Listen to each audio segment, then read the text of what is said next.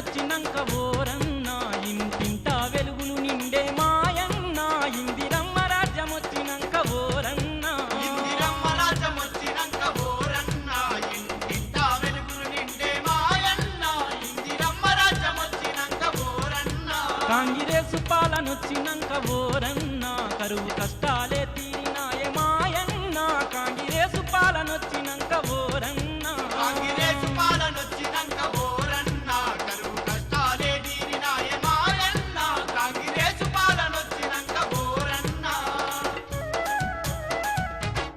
వాస్తవికంగా ఆమె ఆశయాలు భవిష్యత్తులో కానీ ఇప్పుడు కానీ ఎప్పుడు మరి గుర్తుండిపోయేటట్టు ఇందిరాగాంధీ పరిపాలన చేసింది. మనందరం కూడా ఆ పరిపాలనని అనుగుణంగా నడుచుకుంటూ మనం నడవాలని మరీ కోరుకుంటున్నాం. మరి ఇందిరాగాంధీ గారు మరి భారతదేశంలో మహిళా ప్రధానమంత్రిగా ఆమె చరిత్రలో నిలిచిపోతున్నారు.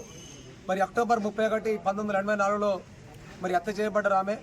మరి ఇందిరాగాంధీ గారు బడుగు బలహీన వర్గాల కోసం ఎన్నో సంస్కరణలు చేసి కాంగ్రెస్ పార్టీ ఆ రోజు బలహీన వర్గాలకు పెద్దపీట వేసి మరి ప్రైవేటీకరణ మొత్తం కూడా ప్రభుత్వ పరం చేసిన పరిస్థితుల్లో కాంగ్రెస్ పార్టీ ఉంటే ఈ రోజున్న బీజేపీ పార్టీ ప్రభుత్వ సంస్థలన్నీ కూడా ప్రైవేటీకరణ చేసి ఈరోజు అనగదొక్కే ప్రయత్నం చేస్తూ ఉంది. కాబట్టి రాబోయే రోజుల్లో మరి ఆమె ఆశయాలు నెరవేర్చాలన్నా మరి కాంగ్రెస్ పార్టీ తీసుకున్న లక్ష్యం నెరవేరాలన్నా రాహుల్ గాంధీ గారిని ప్రధానమంత్రి చేసినట్లయితే మరి ఆశయాలు నెరవేరుతుందని చెప్పి తెలియజేసుకుంటూ భారతదేశంలో నెహ్రూ గాంధీ ఫ్యామిలీ ఎట్లా అనేది మన భారతదేశం దిక్సూచి లాగా మొదటి ప్రధాని నెహ్రూ గారి టైంలో ఆ రోజు సాగర్ డ్యామ్ కట్టడం వల్లే మనం ఈరోజు ఇంత సస్యశ్యామలంగా ఈరోజు ఇంత విలాసవంతంగా ఉన్నామంటే ఓన్లీ కాంగ్రెస్ పార్టీ వల్లనే.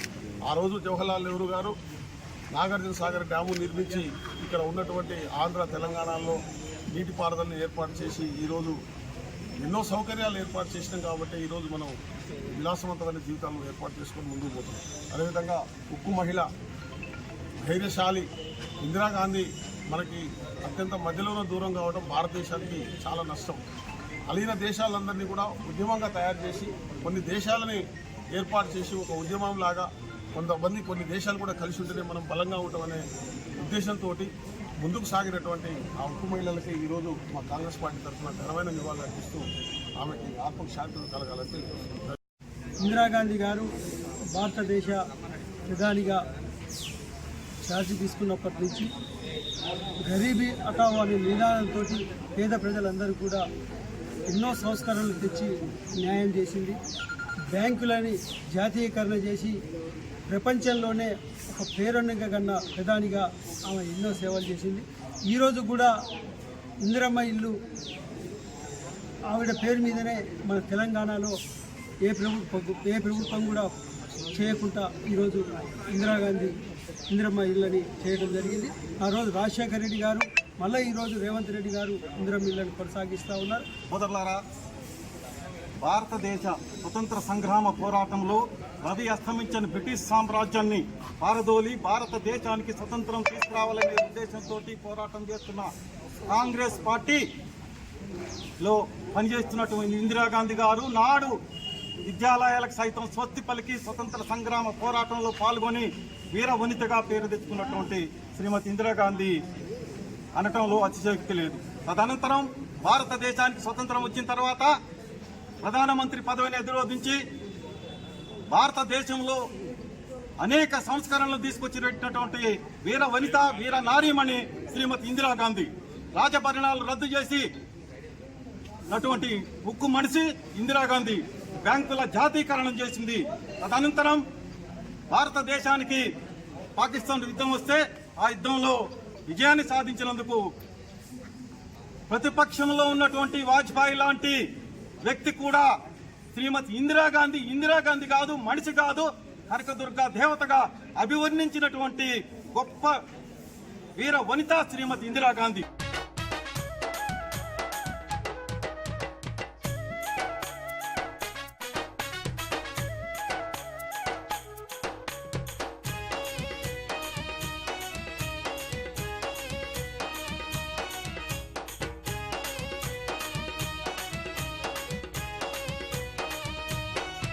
నిన్న మొన్నటి దాకా నిలువ నీడాలేక తల్లడిల్లిరన్న పల్లె పల్లె ప్రజలు గొల్లుమన్నారమ్మ గోసతోని జనులు గొల్లుమన్నారమ్మ గోసతోని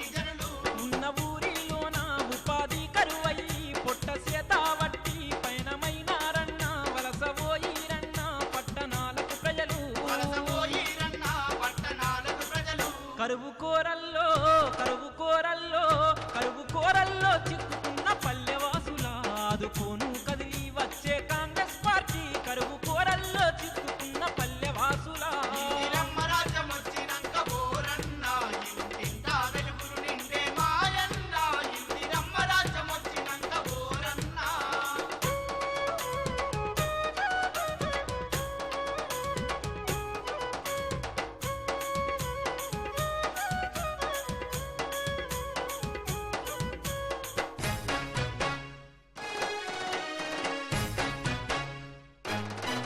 పాదయాత్రలు చేసి ఇందిరాగాంధీ గారి నిర్వేశించిన పథకం అయితేనేమి, గరీబీ హఠావో అనే పథకం అయితేనేమి, ఎన్నో సంక్షేమ పథకాలు తీసుకొని ఇండియానే అనే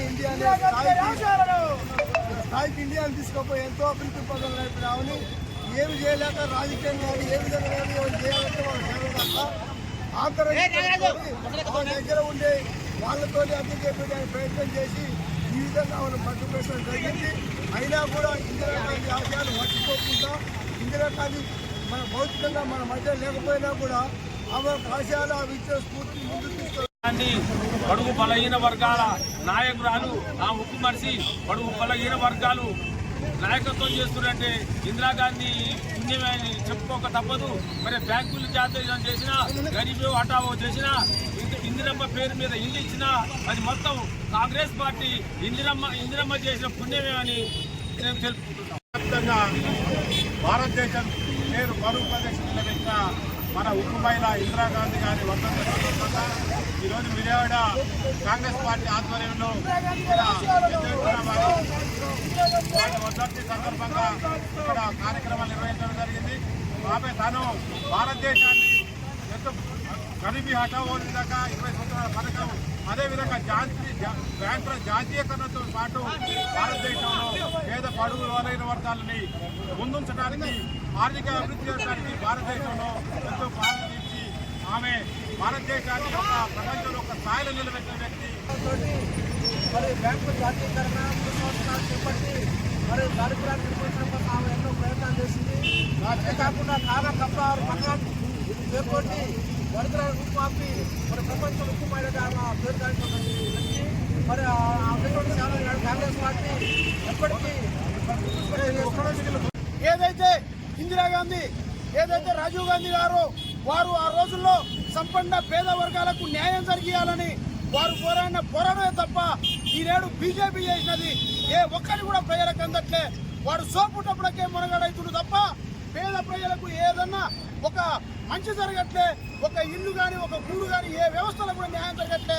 అందుకే రానులో మన భావి తరాల ప్రధాని రాహుల్ గాంధీ గారు ప్రధానమంత్రి చేసి కాంగ్రెస్ పార్టీని ఆశీర్వదించి మరొకసారి రేవంత్ రెడ్డి గారిని ముఖ్యమంత్రి చేసి కాంగ్రెస్ పార్టీకి అవకాశం ఇవ్వాలని ప్రజల్ని కోరుచున్నాం. జై కాంగ్రెస్, జై ఇందిరమ్మ.